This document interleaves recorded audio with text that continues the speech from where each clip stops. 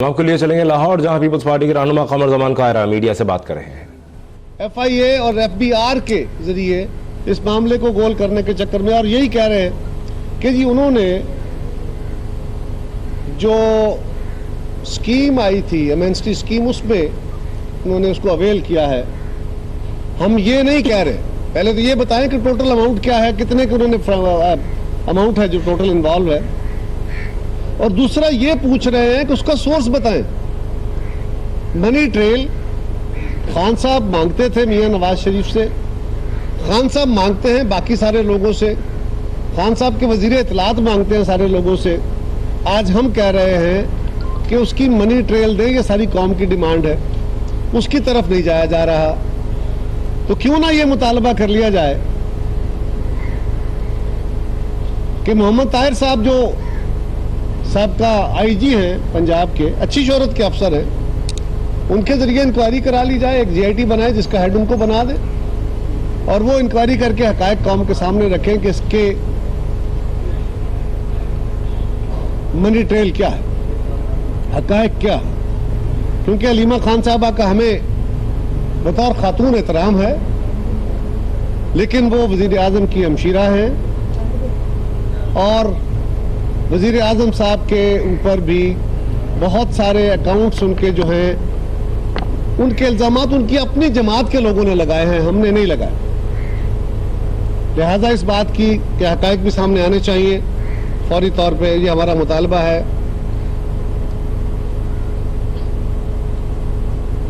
اور ہمارا مطالبہ یہ بھی ہے کہ آج حکومت کہتی تھی ہم لوگوں کو روزگار دیں گے، 1 کروڑ نوکریاں، 50 لاکھ گھر دیں گے، اس سے روزگار پیدا ہوں گے، پتہ نہیں کتنی انڈسٹری جو ہے وہ ریوائیو کر جائے گی۔ اس 110-15 دن میں آپ نے لوگوں کے روزگار بند کیے ہیں، آپ نے لوگوں کے روزگار چھینے ہیں، اور آج ہر تاجر، آج ہر صنعت کار وہ چیخ رہا ہے۔ آپ کسی سے پوچھ لیں کہ آپ کے کاروبار کے حالات کیا ہیں، وہ کہے گا حالات خراب۔ ایک بندہ ملک میں ہمیں نہیں ملتا جو کہتا ہے کہ میرے کاروبار بہت اچھا چل رہا ہے۔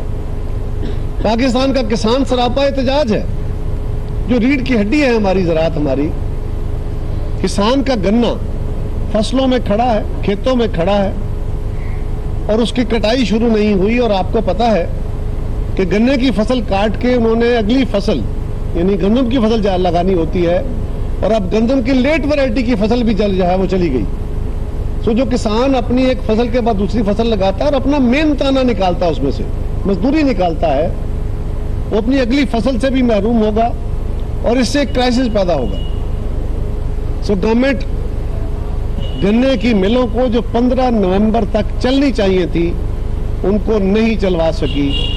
اس پہ ہم حکومت کے اس اقدام کی مذمت کرتے ہیں اور مطالبہ کرتے ہیں کہ اس سے پہلے کہ کسان آج احتجاج کر رہے ہیں، وہ کسان آگے بڑھ کے ملوں کے اوپر قابض ہو جائیں، یہ ظلم بند کرائیں، اور یہ جو کارٹلز بنے ہوئے ہیں مختلف انڈسٹریز کے، اسی لیے شہید ذوالفقار علی بھٹو نے ملک کے اندر مختلف انڈسٹریز میں سرکاری انڈسٹری تھوڑی تھوڑی لگوا رکھی تھی، تاکہ اگر سرمایہ دار کارٹل بنا کے عوام کا خون چوسنا چاہیں تو وہاں سرکاری مشینریز جو سرکاری فیکٹریاں ہیں وہ انٹروین کریں اور ان کو اپنی من مرضی نہ کرنے دیں۔ لیکن انہوں نے بھٹو شہید کے دور کی وہ ملیں تو پرائیویٹائز کر دیں، اور آج ملک پرائیویٹ سیکٹر کے ہاتھوں مفلوج ہوا پڑا ہے۔ فوری طور پہ اس کا خیال کیا جائے۔ آج سٹاک مارکیٹ میں مندہ ہے، بجلی مہنگی ہے، گیس مہنگی ہے، تیل مہنگا ہے، ڈالر یعنی روپیہ پاکستان کا 25-30% سستا ہو گیا، قیمت گر گئی ہے، ڈالر مہنگا ہو گیا ہے۔ کسان جو چیزیں استعمال کرتا ہے وہ کھاد مہنگی ہو گئی ہے، بجلی مہنگی ہو گئی ہے، تیل مہنگا ہو گیا ہے، تو کیوں نہ کسان کو بھی اس کی فصل کی قیمت جو روپی ڈیپریسیشن ہوئی ہے اس کو ایویلیویٹ کر کے اس کی قیمت مقرر کی جائے۔ یہ بھی کسان کا حق ہے، کیونکہ پاکستان کی زراعت چلے گی تو اس ملک کی 70% جو ہے وہ صورتحال بہتر چلے گی۔ ریلوے کے کرائے بہت تیزی سے بڑھائے جا رہے ہیں، اور بہانہ یہ ہے کہ تیل مہنگا ہو گیا ہے، حالانکہ عالمی منڈی میں تیل کی قیمتیں گر رہی ہیں، लेकिन यहां पे तेल महंगा होने के बहाने, डॉलर महंगा होने के बहाने तो रेलवे के किराए बढ़ाए जा रहे हैं। अगर आपने सारा कुछ जो चीजें आपकी पॉलिसीज की वजह से पाकिस्तानी इकोनॉमी के ऊपर दबाव आया है, अगर सारा बोझ अवाम पे डालना है तो फिर हुकूमत किस बात की है? फिर तो यहाँ किसी आम आदमी को बिठा दे जिसको कोई एक्सपीरियंस ना हो, है तो इनका भी कोई नहीं, खैर जो जाहिर हो रहा है, लेकिन वो भी इसको फिर चला लेगा कि जो बोझ आता है वो अवाम पे पास ऑन कर दो। ये कहाँ की हुकूमत है? हम इसकी शदीद अल्फाज में मजम्मत करते हैं। और दो बातें और रह गई। एक तो यह कि हुकूमती तर्जमान मुकर्रर करते हुए आजकल बड़े मुकर्रर हुए, मेरा ख्याल है वाहिद इनका जो क्राइटेरिया, जो इनका क्रेडिबिलिटी या उसके लिए क्वालिफिकेशन है, वो ये है कि कौन सा तर्जुमान अपोजिशन को बड़ी गाली दे सकता है, कौन सा तर्जुमान बदतमीजी में ज्यादा नंबर ले सकता है, हजियान को ही कर सकता है, अपोजिशन के खिलाफ, मुल्क के बाकी लोगों के खिलाफ अपनी मर्जी मुसल्लत करने की और धौंस धांधली की बातें करता है, जिसको ना किसी सनफ में भी माकूल और सेंसिबल गुफ्तगू नहीं कहा जा सकता। ये उन्होंने क्राइटेरिया मुकर्रर किया हुआ है। याद रखिए, ये जो रवैया वो इख्तियार कर रहे हैं, इस रवैये का शदीद नुकसान मुल्क को और मुल्क के अंदर होने वाले, मुल्क के अंदर ओवरऑल सूरत हाल को हो रहा है।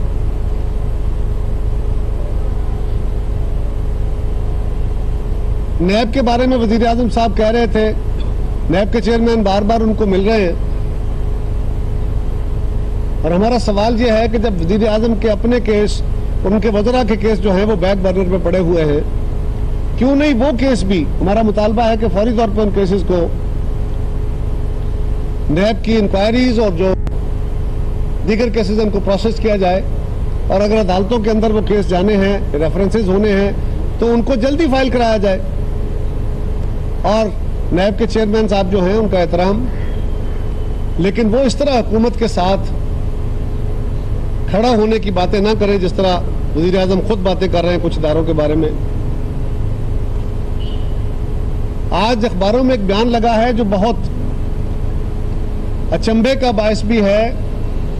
जो बात बार बार अपोजिशन और हम कर रहे हैं वो उसकी बैन ही तर्जुमानी भी है। सदर ममलकत ने कहा है कि जमहूरियत के तहफ़्फ़ुज़ के लिए जो कुछ कर सके हम करेंगे और सबको इकट्ठा होने की जरूरत है। जमहूरियत के तहफ़्फ़ुज़ के लिए चौकन्ना रहने की जरूरत है।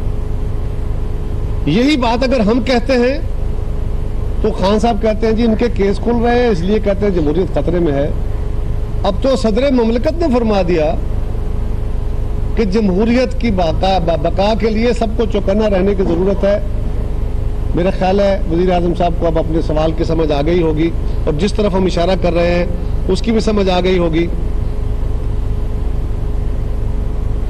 इमरान खान साहब ने पिछले दिनों अपने मीडिया टॉक में जब वो एंकर से बात कर रहे थे तो उन्होंने एक बड़ी अजीबोगरीब बात की जिसकी तरफ मैंने पहले भी निशानदेही की थी, आज फिर उसका जिक्र करना जरूरी समझता हूं कि उन्होंने जो जबान, लहजा और तरीकाकार इख्तियार किया है फॉरेन पॉलिसी के बारे में, वजीर खारजा ने भी पाकिस्तान का केस खराब किया है और वजीर आजम ने भी। जब उन्होंने कहा कि अमरीकी सदर का खत मुझे मिला है और अब वो हमसे मिन्नतें कर रहे हैं, कल हमें हुक्म देने वाले कि हमारे साथ तावन करो, और हम बड़ी कमांडिंग पोजीशन में, हमारी बड़ी प्राइम पोजीशन है और हम ये काम कर सकते हैं।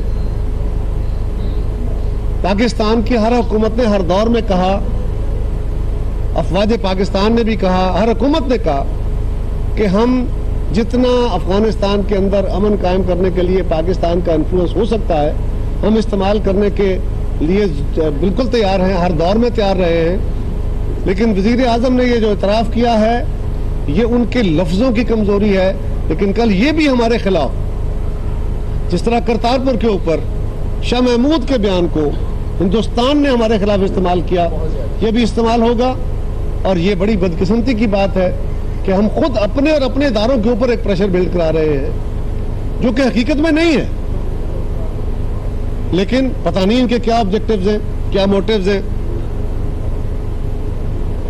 यही चंद गुजारिशात थी। कल मियाँ साहब ने, मियाँ नवाज शरीफ साहब भी काफ़ी दिनों बाद लबकुशाई की उन्होंने, आपकी बात मान ली, आपने कहा था उनको बोलना चाहिए, उन्होंने लबकुशाई की है, आपके कहने पे बोले, तो उन्होंने गैर रस्मी गुफ्तगू की है और उन्होंने कहा है कि ठीक है, मतलब उन्होंने जो नुक्ता नजर दिया वो उनका, उसका एहतराम करना चाहिए। लेकिन उन्होंने जो बात कही है वो बड़ी अचंभे वाली है। वो कहते हैं नैब को के कवानीन को इसी तरह रहना चाहिए। ये गुस्से की अलामत है और उन्होंने गुस्से में कहा कि अब नैब हम तो भुगत चुके हैं। वैसे मियाँ साहब पता नहीं आपको कैसे पता चल गया कि आप भुगत चुके हैं? हुकूमत तो दावे करती जा रही है कि आपके खिलाफ अभी 56 कंपनियों के केस खुलने, अभी तो शहबाज शरीफ साहब अरेस्ट है, आप कहाँ भुगत चुके? वो तो कह रहे हैं कि हम अभी और मजीद केसेस इन हुक्मरानों के खिलाफ खोलने वाले हैं, जो कि अल्लाह करे वो केसेस गलत हों और वो ना खुले। लेकिन मियाँ साहब आपको क्या गुमान हो गया, इस बात को मैं यही छोड़ देता हूँ। राया साहब ये बताइएगा कि आप इससे पहले गवर्नमेंट का हिस्सा रहे हैं, मेरा एक छोटा सा आजिज़ाना सा सवाल है, काइंडली आप बता सकते हैं वीरेंद्र साहब की जो हालिया इनके साथ टॉक हुई है कि ये गवर्नमेंट अगर आप टर्न्योर फिक्स करें, उन्होंने अर्ली इलेक्शन का जिक्र भी किया, अगर आप टर्न्योर फिक्स करें तो आप इस गवर्नमेंट को कितने महीने और कितने साल देते हैं कि ये गवर्नमेंट चल सके? देखिए, हम कोई स्पेकुलेशन नहीं करना चाहते, हम इस गवर्नमेंट को डिस्टेबलाइज नहीं करना चाहते। मैंने पहले भी बारहा ये गुजारिश की है कि हम चाहते तो ये असम्बलियाँ वजूद में ही ना आती, लेकिन ये गवर्नमेंट ना बनती। लेकिन हम इस गवर्नमेंट को बिल्कुल डिस्टेबलाइज नहीं करना चाहते, ये खुद ऐसा रास्ता इख्तियार करना चाहते हैं और वो मान रहे हैं कि हमें तो पता ही नहीं था पहले। ये तो कह रहे थे हमारी पूरी तैयारी है, हमारी तो शैडो कैबिनेट बनी हुई है, थिंक टैंक्स काम कर रहे हैं, इकोनॉमी की पूरी समझ है, पाकिस्तान के पॉलिटिकल इकोनॉमिक सारे चैलेंजेस का हमें पता है और हम उसका सद्जवाब करेंगे, आते ही सारे मसाइल का हल निकाल लेंगे। अब इनको समझ आ रही है और अब वजीर आजम साहब भी कह रहे हैं कि नए इलेक्शन जल्द हो सकते हैं और सदर मुमलिकत भी कह रहे हैं कि चौकन्ना रहने की जरूरत है। जब भी पूरा वक्त आया पीपल्स पार्टी ने जमहूरियत के लिए आवाज उठाई, जब धरना था उस वक्त भी पीपल्स पार्टी अगर न खड़ी होती तो उस वक्त ही सबोताज हो जाती गवर्नमेंट PMLN की।